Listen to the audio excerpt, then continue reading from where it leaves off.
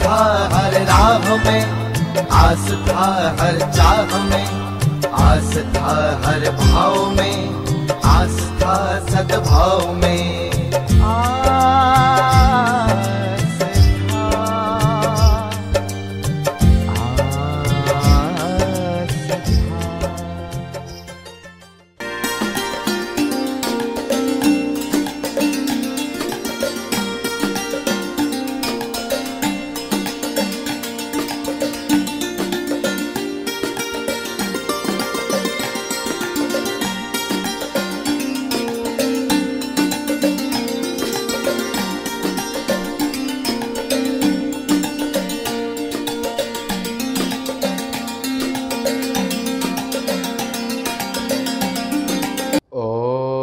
आप्यायन्तु ममाङ्गानि वाक्प्राणश्चक्षुः श्रोत्रमथो बलम् इन्द्रियाणि च सर्वाणि सर्वं ब्रह्मोपनिषदम् माहं ब्रह्म निराकुर्यां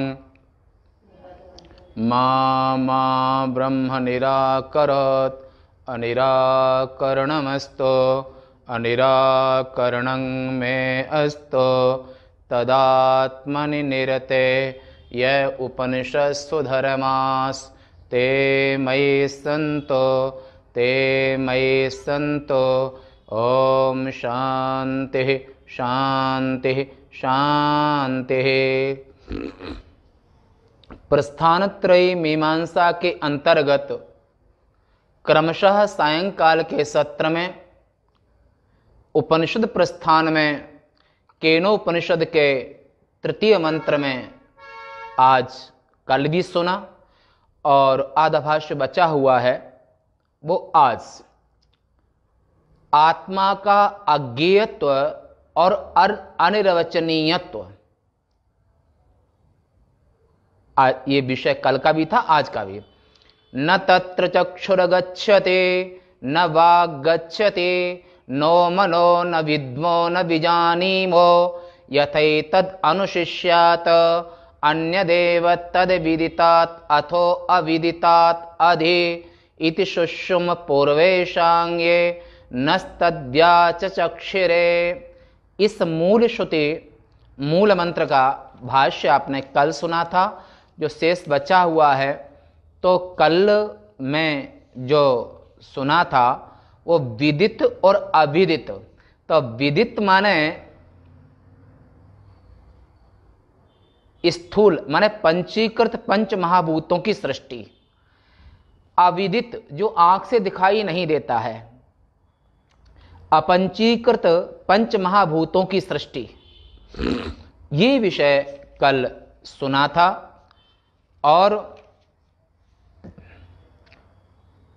ब्रह्म विषयक जिज्ञासा पूर्ण हो जाती है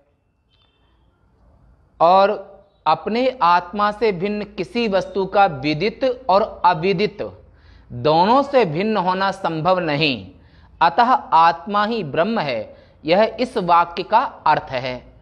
ये यहां तक कल सुना था। ब्रह्म इति एष वाक्यार्थः, अयम आत्मा ब्रह्म, मांडुक्य उपनिषद का। और छांदोग्य उपनिषद में यह आत्मा अपहत पापमा, ये 871 सामवेदी छांदोग्य उपनिषद का कि जो आत्मा ही ब्रह्म है, ब्रह्म ही आत्मा है, दोनों को यहाँ पर श्रुति प्रमाण से प्रमाणित किया कि श्रुति वाक्य इस जगह पर है, यह आत्मा अपहत पापमा, आत्मा को कोई भी पाप स्पर्श नहीं कर सकता है। और अयम आत्मा ब्रह्म, ये अथर्ववेद का महावाक्य है। अयम यानी कि व्यष्टि देह में जो तीनों देह का प्रकाशक, तीनों देहों का साक्षी, उसे आत्मा कहते हैं। अविद्या, अविद्या में चेतन का प्रतिबिंब, उसका अधिष्ठान कूटस्थ, इसे आत्मा कहते हैं। माया, माया में चेतन का प्रतिबिंब, उसका अधिष्ठान ब्रह्म, उसे ईश्वर कहते हैं। तो ईश्वर की उपाधि माया और जीव की उपाधि अविद्या।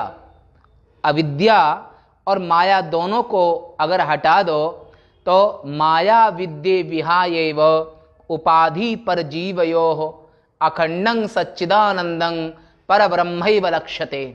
तो वहां पर माया और अविद्या दोनों उपाधि को अलग कर देते हैं।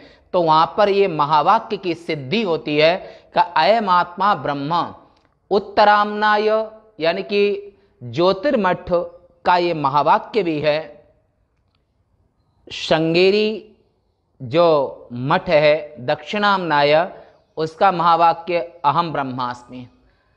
ऋग्वेदीय पूर्वामनाय, उसका महावाक्य है प्रज्ञानं ब्रह्म। पश्चिम में शारदा पीठम, तो पश्चिम में जो मठ है उसका महावाक्य है तत्त्वमसि। तो माया और अविद्या दोनों को त्याग करके अखंडं सच्चिदानंदं परब्रह्मैव लक्ष्यते। माया और अविद्या के कारण ही ये जीव और ईश्वर बने हुए हैं। अगर माया और अविद्या का त्याग करने पर यह आत्मा अपहत पापमा, अयम आत्मा ब्रह्म, वो जो समष्टि ब्रह्म है वही सबके अंदर में आत्मस्वर, जो सबके उर रहे आनंदा, जो सबके अंदर आनंद स्वरूप, सत्य स्वरूप, चेतन स्वरूप, जो आत्म चैतन्य ही सबके आत्मा रूप से सबके अंतर हृदयों में विद्यमान है। यह साक्षात अपरोक्षात ब्रह्म, ये बृहदारण्य उपनिषद का 3-4-1। यह आत्मा सर्वांतरः, ये भी बृहदारण्य श्रुति का 3-4-1। जो साक्षात अपरोक्ष रूप से ब्रह्म ही है, जो आत्मा सर्वांतर है, इत्यादि अन्य श्रुतियों से भी यही बात सिद्ध होती है, प्रामाणित होती है कि विदित और अविदित दोनों का प्रकाशक साक्षी उसे आत्मा कहते हैं। इस प्रकार सर्वात्मा और सर्व विशेष से रहित चिन्मात्र ज्योतिष स्वरूप वस्तु का ब्रह्मत्व प्रतिपादन करने वाले वाक्यार्थ का इति सुषुम पूर्वेशाम, यानी कि पहले के आचार्यों से ऐसा सुना है। इत सुषुम धीराणाम, जो परमहंस परिव्राजक, जो सन्यासी जन है, जो गुरजन हैं, इन गुरजनों से ऐसा सुना है। इत्यादि वाक्य द्वारा आचार्यों के उपदेश की परंपरा प्राप्त होना इस जगह पर दिखलाया गया है। इस प्रकार वह ब्रह्म आचार्यों की उपदेश परंपरा से ही ज्ञातव्य है, माने जानने योग्य है, और परंपरा से ही जानने योग्य है, ज्ञातव्य है। तो इस प्रकार यह ब्रह्म आचार्यों की उपदेश परंपरा से ही ज्ञातव्य है, माने जानने योग्य है। तर्क से अथवा प्रवचन से, मेधा से, बहुश्रुत, तप एवं यज्ञादि से नहीं जाना जा सकता है। ऐसा हमने पूर्ववर्ती आचार्यों का वचन सुना है, जिन आचार्यों ने हमारे प्रति उस ब्रह्म का उपदेश किया है। इति सुषुम धीराणाम, जिन्होंने हमारे प्रति ब्रह्म का उपदेश किया है, उनसे ऐसा सुना है। स्पष्ट कथन किया आचार्यों ने, उन्हीं के वचन से हमें उसे जानना चाहिए, इसका ये तात्पर्य हुआ। भाष्यकार के भाष्य करते करते लास्ट में बोल देते हैं कि सभी का जो तात्पर्य है वो ये है, तो यहाँ पर ये तात्पर्य जानना चाहिए। अब ये आपने इस मंत्र की पदशः व्याख्या को श्रवण किया।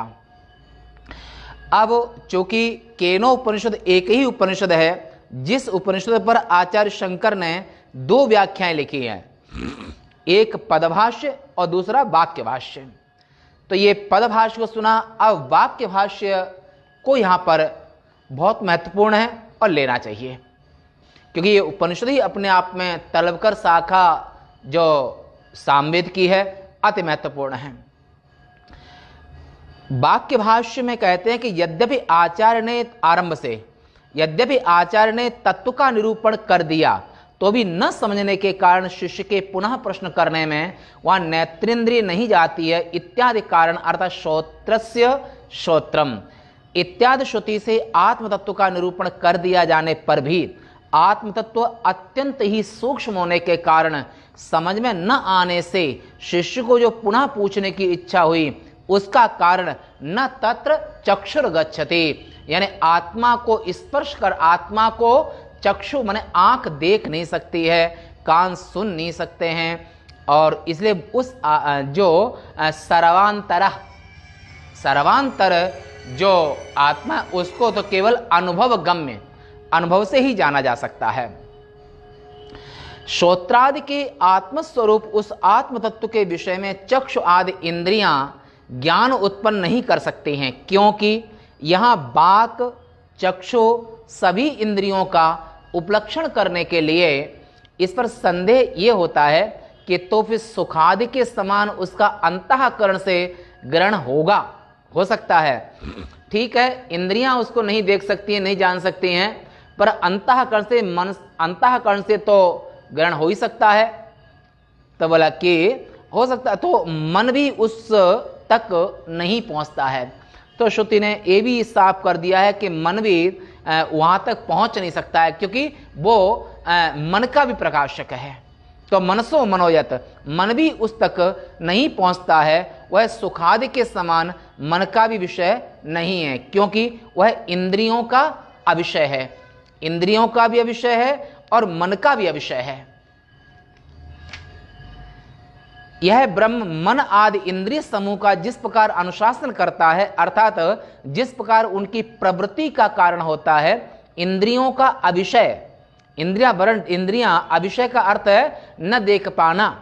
आंख सामने देख सकती है, पर आत्मा का दर्शन आंख नहीं कर सकती है। इंद्रियों का अविषय होने के कारण इस संबंध में अपने अंतःकरण द्वारा हम कुछ नहीं जानते, अर्थात कुछ नहीं समझते। अथवा शिष्य के यह कहने पर कि श्रोत्रादि रूप ब्रह्म को विशेष रूप से दिखलाओ, आचार्य कहते हैं कि उसे दिखाया नहीं जा सकता है। जो आपने पदभाष्य में भी इसको सुना है, उसको आंख से नहीं दिखाया जा सकता है, इत्यादि प्रकार से सबका आशय पूर्वक समझना चाहिए। यथा एतद अनुशिष्यात, यथैतद अनुशिष्यात, इस वाक्य का विशेष तात्पर्य है, अर्थात जिस किसी अन्य विधि से कोई अन्य गुरु अपने शिष्यों को इसका अनुशासन यानी कि प्रतिपादन, वचन, कथन करता है, वह हम नहीं जानते। परंतु मुझे तो किसी भी तरह ब्रह्म का बोध करा दीजिए। शिष्य के ऐसा कहने पर आचार्य कहते हैं वह ब्रह्म जाने हुए से अन्य है तथा बिना जाने से भी पर है। जाने और न जाने हुए से भिन्न होना, यही उपदेश की परंपरा है। इसके सिवा जो कोई भी उसको जानने वाला है वह स्वयं वही है, क्योंकि ब्रह्म सर्वात्मक है। अतः सबके आत्मा रूप उस ज्ञाता के माने तीनों देहों का जानने वाला साक्षी चेता केवलो निर्गुणस्य।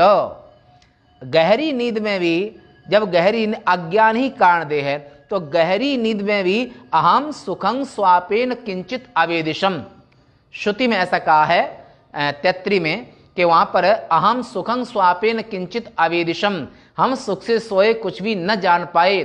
कुछ भी न जानना एक अज्ञान है और उस अज्ञान का भी वो प्रकाशक है।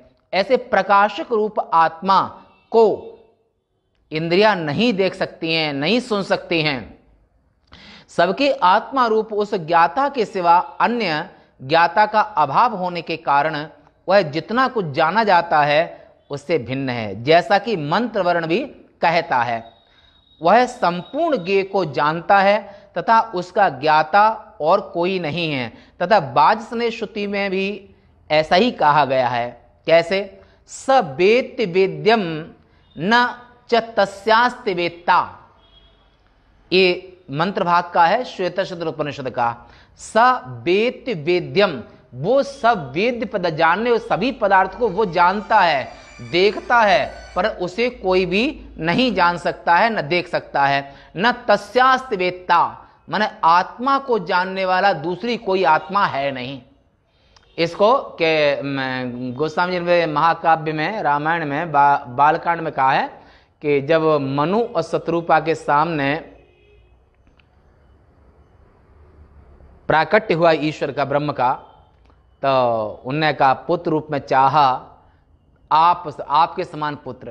तो भगवान ने कहा था कि आप सरिस कहाँ खोजों जाई कि न तस्य प्रतिमास्ते, माने ब्रह्म के समान दूसरा कोई ब्रह्म है नहीं। जब ब्रह्म है ही नहीं तो मेरे समान कोई दूसरा हो ही नहीं सकता है।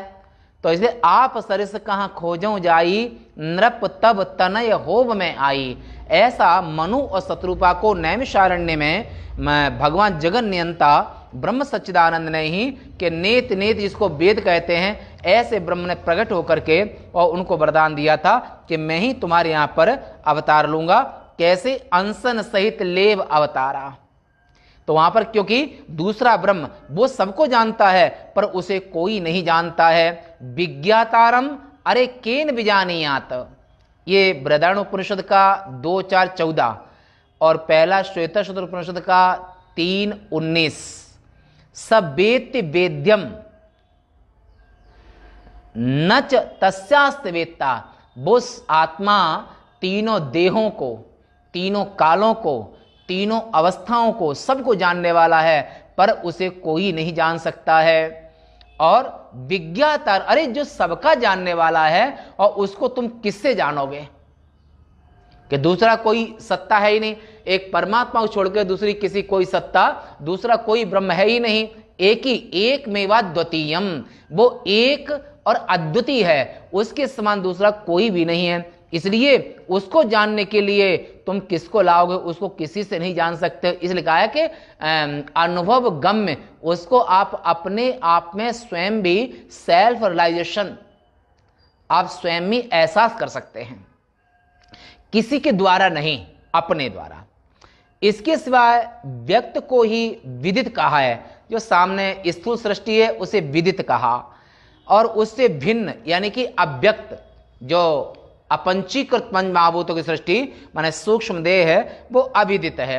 यही इस अन्य देव विदितात, अन्य देव विदितात मैंने स्थूल पंचीकृत पंच महाभूतों से अन्य हैं, अपंचीकृत पंच महाभूतों से अन्य हैं। और इसी गीता में कहा है न सत न असत उच्यते, वो सत भी नहीं है और असत भी नहीं है, वो सत असत दोनों का ही साक्षी है। सत माने सूक्ष्म सृष्टि, असत माने पंचीकृत पंच महाभूतों की स्थूल सृष्टि, स्थूल देह।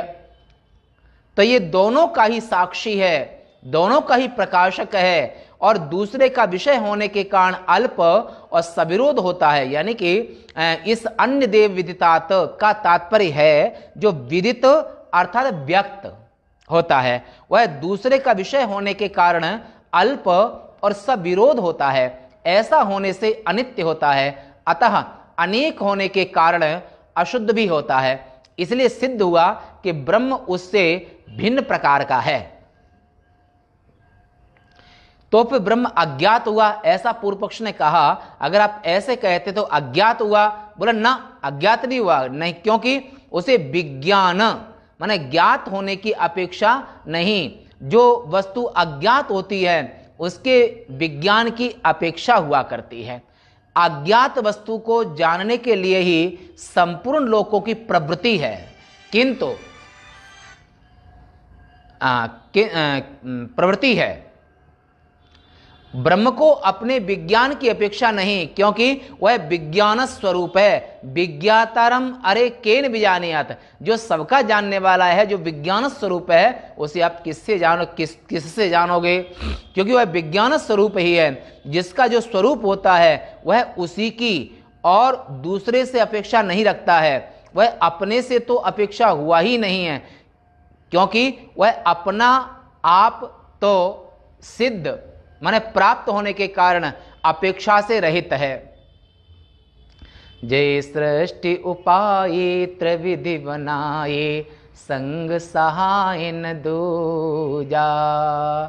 पूरे ब्रह्मा विष्णु रुद्र सबको बनाया, और ये जो कार्य संपूर्ण पूरे ब्रह्मांड को बनाया, परंतु अकेले ने, दूसरे किसी की सहायता नहीं। और दूसरा उनके समान कोई है ही नहीं, दूसरा ब्रह्म भी नहीं है। दीपक अपने स्वरूप की अभिव्यक्ति के लिए अपने से अथवा किसी अन्य से दीपक जल रहा है, पर दीपक को अपने प्रकाश के लिए किसकी जरूरत है? किसी की नहीं है। तो दीपक अपने स्वरूप की अभिव्यक्ति के लिए अपने से अथवा किसी अन्य से प्रकाशांतर की अपेक्षा नहीं रखता है। इस प्रकार जो अपेक्षा नहीं रखता है वह स्वतः सिद्ध ही है, दीपक प्रकाश स्वरूप ही है। अतः अपने स्वरूप की अभिव्यक्ति के लिए यदि वह प्रकाशांतर की अपेक्षा करे तो व्यर्थ ही होगा, क्योंकि प्रकाश में कोई विशेषता नहीं हुआ करती है। एक दीपक के स्वरूप की अभिव्यक्ति में किसी अन्य दीपक का प्रकाश सार्थक नहीं होता है। इस प्रकार आत्मा से भिन्न ऐसा कोई विज्ञान नहीं है जो उसके स्वरूप का ज्ञान कराने के लिए अपेक्षित हो। दीपक को उजेले के लिए अग्नि को, दीपक को, प्रकाश को किसी और प्रकाश की आवश्यकता नहीं है। परम प्रकाश रूप दिन राती, नहीं ता चाहिए दिया घृत बाते। ऐसे आत्मदेव ब्रह्म सच्चिदानंद वो स्वयं संवेद, स्वयं प्रकाश स्वरूप हैं, उन्हें किसी प्रकाश की आवश्यकता नहीं है। पूर्व पक्ष ने कहा, तुमने जो कहा कि आत्मा विज्ञान स्वरूप है, इसलिए उसके स्वरूप को जानने में किसी अन्य विज्ञान की अपेक्षा नहीं। सो ये कहना आपका ठीक नहीं है, क्योंकि आत्मा में भी विपरीत ज्ञान और सम्यक ज्ञान होता देखा ही जाता है, जैसा कि मैं आत्मा को नहीं जानता इत्यादि कथन से, तथा तू वह आत्मा को ही जाना, इस आत्मा को निश्चय पूर्वक जानकर आदि श्रुतियों से सिद्ध होता है कि श्रुतियों में आत्मा के ज्ञान के लिए सर्वत्र ही विज्ञान अंतर की अपेक्षा देखी जाती है। इसलिए उपर्युक्त कथन का प्रत्यक्ष ही श्रुति से विरोध है। उन्होंने कहा कि वहां पर के दोनों श्रुति प्रमाण यहां पर दिए हैं। तत्त्वमसि ये भी श्रुति प्रमाण है।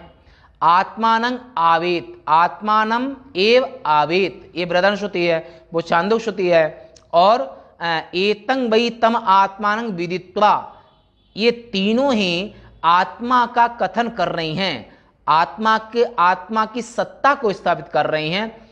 और वहां पर सम्यक ज्ञान, और वहां पर कहीं पर ऐसा अज्ञानी लोग बोलते हैं कि मैं आत्मा को नहीं जानता, ऐसा ही बोलते हैं। और तो यहां पर दोनों ऐसा पूर्व पक्ष ने कहा कि दो प्रमाण यहां पर मिलते हैं, तब समाधान करते हैं कि पूर्व पक्ष का यह कहना ठीक नहीं है, क्योंकि बुद्धि आदि कार्य और कर्ण के संघात में जो अभिमान है उसकी परंपरा का विच्छेद न होना ही जिसका लक्षण है। नित्य चित्स्वरूप आत्मा ही जिसका आंतरिक सार है, जिसमें अनित्य विज्ञान का आभास हुआ करता है, वह अविवेकात्मक चिदाभास प्रधान तथा चक्षु आदि कर्णों वाला आत्मा मन जीवात्मा शुद्ध चेतन से भिन्न ही है। बौद्ध प्रतीतियों का आविर्भाव तिरोभाव उसका धर्म है, अतः अपने उस धर्म के कारण वह उसे पृथक दिखलाई भी देता है।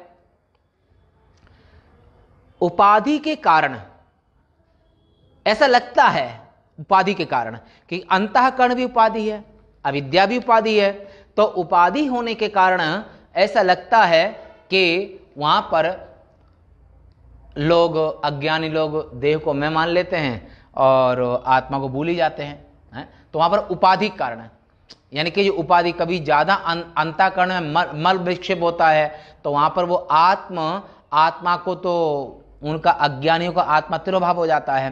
परंतु जब भी उनको विवेक होगा, जब भी अंतःकरण शुद्ध होगा, जब भी पुण्यों का प्रभाव होगा, तो आत्मा नित्य हमेशा ही स्वप्रकाशमान माने नित्य प्रकाश स्वरूप है। और आविर्भाव तिरोभाव उसका धर्म, यानी कि आविर्भाव तिरोह देह का धर्म होता है, और संकल्प विकल्प मन का धर्म होता है, और निश्चय करना बुद्धि का धर्म होता है, आत्मा का नहीं। किंतु वह शुद्ध चेतन तो आत्मा सर्वांतर है, ऐसा बतलाने वाली श्रुति के अनुसार अंतःकरण यानी कि मन का भी मन है, वो मन का भी मन है, उस अंतर्गत नित्य विज्ञान स्वरूप आकाश के समान अविचल और अंतर गर्भभूत चिदात्मा से बाह्य और विलक्षण अनित्य विज्ञानवान विज्ञानात्मा ही है। आविर्भाव तिरोभाव धर्म वाले विज्ञानाभास रूप अनित्य प्रत्ययों के कारण लौकिक पुरुषों द्वारा आत्मा सुखी दुखी, माने सामान्य व्यक्ति जो अज्ञानी देह को मैं मानते, अज्ञानी व्यक्ति अंतःकरण का धर्म है, मन सुख और दुख मन मनाता है।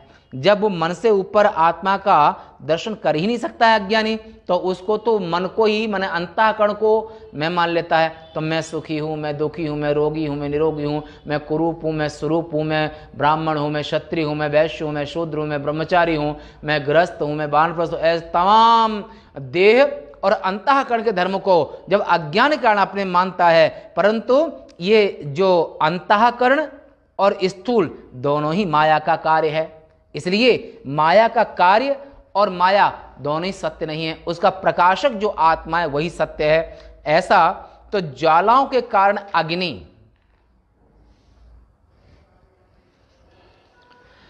तो इसलिए यहां पर आता हुआ नित्य विज्ञान स्वरूप आत्मा से भिन्न है और उसी में विज्ञान की अपेक्षा तब विपरीत ज्ञानत्व की संभावना है, नित्य विज्ञान स्वरूप चिदात्मा में नहीं।